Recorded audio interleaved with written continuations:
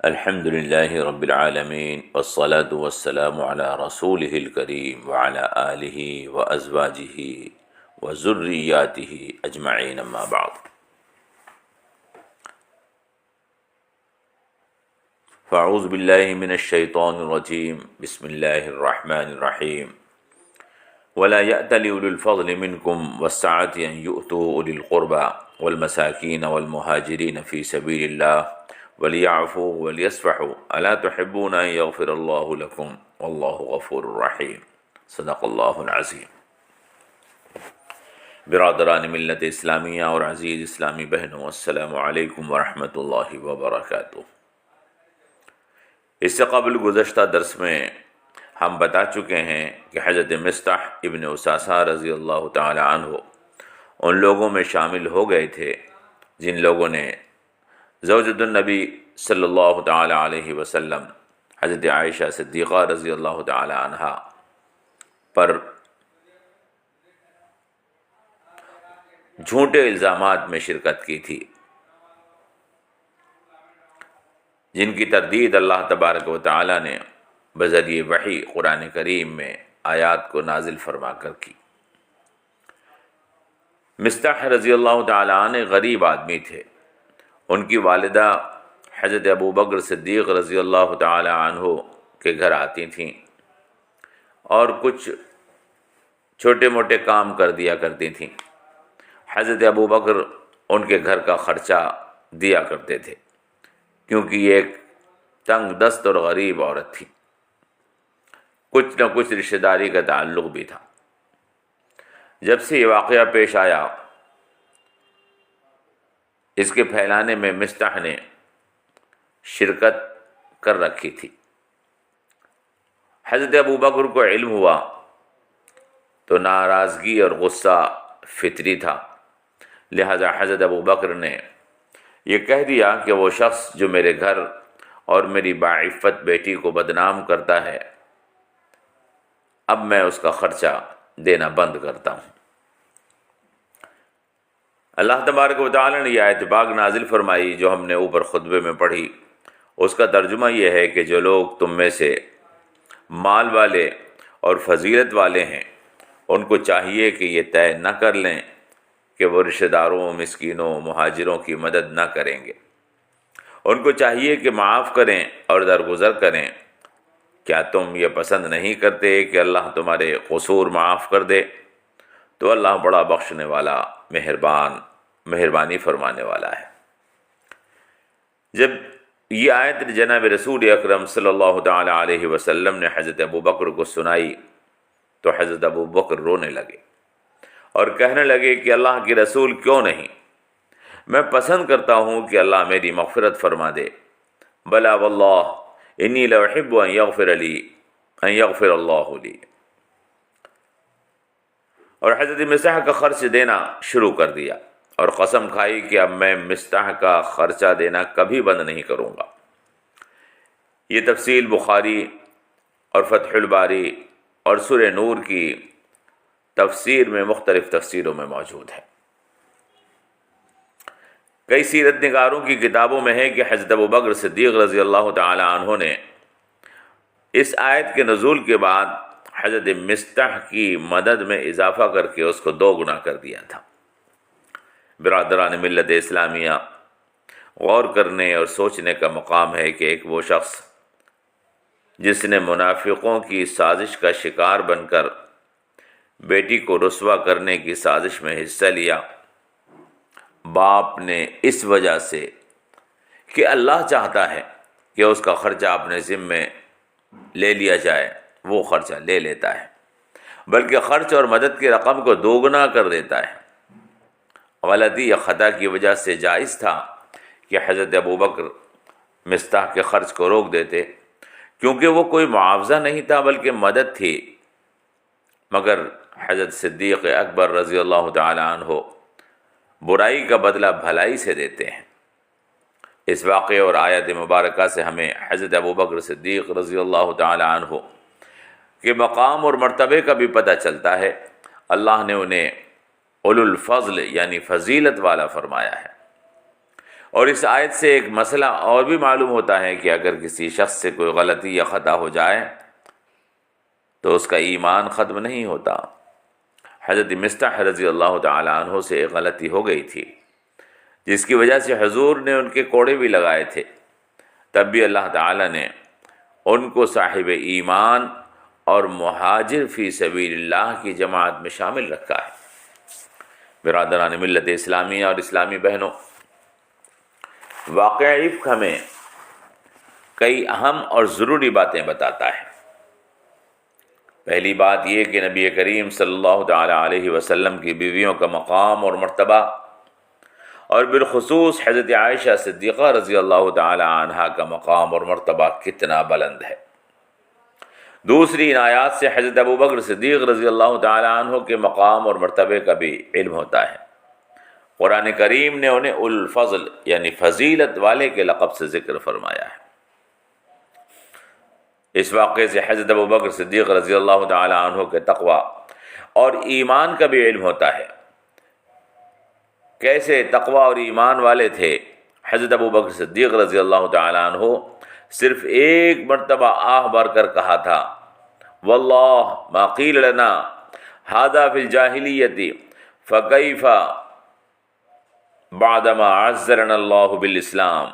قسم اللہ کی، یہ گندی بات تو ہمارے لیے اس زمانے جاہلیت میں بھی نہیں کہی گئی۔ یہ کیسے ممکن ہوا کہ اللہ نے جب ہمیں ایمان اور اسلام سے عزت بخشی تو ہمارے لیے یہ گندے الفاظ بولے گئے؟ علماء نے لکھا ہے یہ واقعہ ان واقعات میں سے ہے جب اللہ تعالیٰ ایمان والوں کو آزمائش میں مبتلا فرماتا ہے اور انہیں منافقوں سے ممتاز فرما دیتا ہے۔ یہی وہ واقعہ ہے جس کے ذریعے سے یہ پہچان ہوتی ہے کہ حضور نبی کریم صلی اللہ تعالی علیہ وسلم کے گھر والوں سے محبت کون رکھتا ہے اور کون ہے جو نبی کے گھر والوں سے دل میں بدگمانی لیے پھرتا ہے۔ کتنی بڑی بات ہے، اللہ جناب نبی کریم صلی اللہ تعالی علیہ وسلم کی بیوی کی پاکیزگی اور طہارت کو اپنے وحی کے نزول کے ذریعے سے بیان فرماتا ہے تاکہ ازواج نبی اہل بیت میں اور بالخصوص حضرت عائشہ صدیقہ رضی اللہ تعالی عنہ کا مقام اور مرتبہ مسلمانوں کی ایمان اور نظر میں قیامت تک کے لیے ثابت ہو جائے۔ بالخصوص حضرت عائشہ صدیقہ رضی اللہ تعالی عنہا پر حرف گیری کے دروازے قیامت تک کے لیے بند ہو جائیں۔ یہاں ایک سوال پیدا ہوتا ہے کہ وحی ایک ماہ تک وحی کا انتظار کیوں کرنا پڑا؟ ایسا کیوں نہ ہوا کہ شروع ہی میں نزول وحی ہو جاتا تاکہ افواہوں پر روک لگ جاتی اور عصمت عائشہ صدیقہ رضی اللہ تعالی عنہا ثابت ہو جاتی؟ اس تاخیر میں کیا مصلحت تھی؟ برادران ملت اسلامیہ اور عزیز بہنوں، یہی وہ طریقہ خداوندی ہے جس کو اہل عزیمت کو جانچنے اور پرکھنے کے لیے اختیار کیا جاتا ہے تاکہ مقام عبودیت اور مقام صدیقیت کی تکمیل ہو جائے۔ جب بندے کا کامل ایمان صرف اللہ پر ہوتا ہے اور اس پر جسمانی یا روحانی تکالیف آتی ہیں تو وہ مظلومانہ گریہ وزاری کرتا ہے، اللہ سے رب ذوالجلال کی بارگاہ میں عاجزی کرتا ہے، اپنی کمزوری پر مضطربانہ تضرع اور انکساری کا اظہار کرتا ہے، اور یوں کچھ وقت میں اس کی بندگی مخلصانہ ہوتی چلی جاتی ہے، حتیٰ کہ وہ اللہ کی قادر اور مختار ذات میں اپنے آپ کو ایسا گم کر لیتا ہے کہ اپنی ذات کو بھول جاتا ہے۔ تو یہی وہ مقام ہے جس کو مقام عبدیت میں مکمل کمال عبدیت اور مقام صدیقیت میں کمال صدیقیت کہا جاتا ہے۔ یہی وہ مقام ہے جس کو مقام عبدیت اور مقام صدیقیت میں باکمال مقام کہا جاتا ہے۔ ایسا صرف حضرت عائشہ صدیقہ کے ساتھ ہی ہوا ہے؟ نہیں، بلکہ انبیاء اور رسل کے ساتھ بھی اللہ نے، کئی انبیاء اور رسل کے ساتھ یہ معاملہ فرمایا ہے، اور کئی اولیاء کے ساتھ یہ معاملہ ہوتا رہا ہے اور ہوتا رہے گا، تاکہ ان کی پاکیزگی اور طہارت مکمل ہوتی چلی جائے، اور تاکہ منافقوں سے ان کا مقام اور مرتبہ نمایاں اور واضح ہو جائے۔ یہ زمانہ وہ زمانہ ہوتا ہے، اور یہ زمانہ وہ زمانہ تھا جب حضرت ابو بکر صدیق رضی اللہ تعالی عنہ اور حضرت عائشہ صدیقہ رضی اللہ تعالی عنہا کو مقام صدیقیت اور مقام عبدیت میں باکمال بنایا جا رہا تھا، اور نبی کے گھر سے حسن ظن اور نبی کے گھر سے کینہ رکھنے والوں کو الگ الگ نمایاں کیا جا رہا تھا، تاکہ ایمان والوں کو نبی کریم صلی اللہ تعالی علیہ وسلم کے ساتھ حسن ظن رکھنے کا سلیقہ سکھایا جائے، اور تاکہ ایمان والوں کو سمجھا دیا جائے کہ اپنے علماء، اپنے اماموں، اپنے رہنماؤں کے ساتھ بدگمانی رکھ کر امت کو نقصان پہنچانے سے دور رہیں۔ جب عام مسلمانوں سے کہہ دیا گیا کہ ان بعض الظن اسم، بدگمانی گناہ ہے، تو امام الانبیاء کے گھر والوں کے لیے بدگمانی کتنا بڑا پاپ اور جرم ہوگا۔ برادران ملت اسلامیہ اور عزیز بہنوں، ان واقعات سے یہ بات صاف طور پر ثابت ہوتی ہے کہ مسلمانوں کو پروپیگنڈے کا شکار نہیں بننا چاہیے۔ شیطان انتہائی عیار اور مکار ہے، وہ ایمان والوں کے دلوں میں ہمارے رہنماؤں اور ہماری محترم شخصیات کے لیے بدگمانیاں پیدا کر کے ہمارے ایمان کو برباد کرنا چاہتا ہے۔ مسلمان ہر وقت اس شیطان سے چوکنا اور ہوشیار رہیں، اور بھول سے بھی اس شیطانی سازشوں کا شکار نہ بن جائیں۔ اس واقعے میں ایک اور نصیحت بھی ہے۔ حضرت سعد بن معاذ اور سعد بن عبادہ کے درمیان تکرار ہوئی تھی۔ یہ دونوں دو جلیل القدر صحابہ ہیں، یہ دو جلیل القدر صحابہ کی تکرار تھی۔ دونوں مخلص، سمجھدار، صاحب ایمان اور قوم کے سردار تھے، لیکن قومی غیرت نے انہیں باہم بحث و مباحثے میں مبتلا کر دیا۔ اس سے بھی ہمیں یہ سبق ملتا ہے کہ مخلص اور نیک لوگوں کو اس طرف ہمیشہ توجہ رکھنی چاہیے کہ ان کی غیرت ایمانی پر غیرت قومی حاوی نہ ہو جائے۔ غیرت قومی بری چیز نہیں ہے، غیرت قومی بری چیز نہیں ہے، اس کے فائدے ہیں، لیکن صرف اس وقت تک جب تک کہ اس سے دین کا فائدہ ہو۔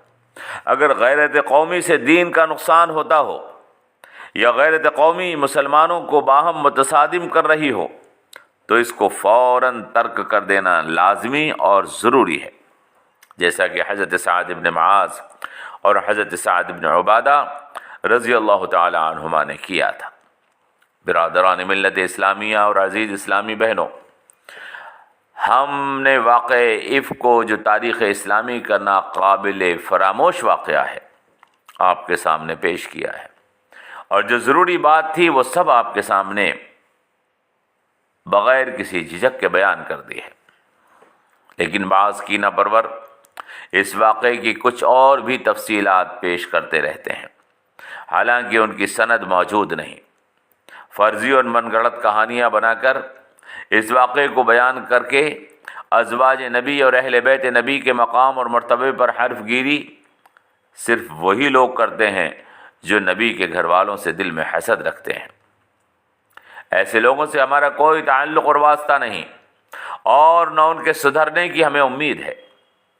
ہم نے تو یہ واقعہ صرف ان لوگوں کے لیے بیان کیا جن کے دل میں ایمان موجود ہے، جن کے دل ایمان والے ہیں۔ قرآن کریم میں بھی اس واقعے کو اللہ تبارک و تعالی نے منافقوں یا کافروں کو مخاطب کر کے بیان نہیں فرمایا ہے، بلکہ صرف مؤمنین کی اصلاح کے واسطے اس واقعے کی تفصیلات ذکر فرمائی ہیں۔ حضور نبی کریم صلی اللہ تعالی علیہ وسلم نے جو الفاظ اس موقع پر اپنے خطبے میں بیان فرمائے تھے وہ بھی اس بات پر گواہ ہیں کہ اہل بیت رسول صلی اللہ تعالی علیہ وسلم کی حمایت ہر مسلمان پر لازمی اور ضروری ہے۔ یا معشر المسلمین من یعذرنی من رجل قد بلغنی اذاہ فی اہل بیتی، اے مسلمانوں، اس آدمی کے بارے میں میری مدد کون کرے گا جس کی وجہ سے مجھے میرے اہل خانہ کے بارے میں تکلیف پہنچائی گئی ہے۔ یہ الفاظ بخاری اور مسلم میں موجود ہیں۔ ہمیں یاد رکھنا چاہیے منافقت کی نمایاں پہچان نبی کے گھر والوں سے بدگمانی رکھنا ہے۔ منافقت کی نمایاں پہچان نبی کے گھر والوں سے بدگمانی رکھنا ہے، اور ایمان کا لازمی حصہ اہل بیت نبی صلی اللہ تعالی علیہ وسلم سے محبت اور حسن عقیدت ہے۔ جو لوگ نبی کریم صلی اللہ تعالی علیہ وسلم کی ازواج بالخصوص حضرت عائشہ صدیقہ رضی اللہ تعالی عنہا جیسی جلیل القدر شخصیت کے بارے میں کوئی بے ادبی کا لفظ اپنے ناپاک منہ سے نکالیں، وہ ہرگز ایمان والے نہیں ہو سکتے۔ ایمان والا بننے کے لیے ام المؤمنین حضرت عائشہ صدیقہ رضی اللہ تعالی عنہا سے محبت، عقیدت اور ان کا احترام ضروری ہے۔ جب تک نبی کی بیویوں کا احترام نہ کرو گے، نبی کی اولاد کا احترام نہ کر سکو گے۔ وما علینا الا البلاغ، والسلام علیکم ورحمۃ اللہ وبرکاتہ۔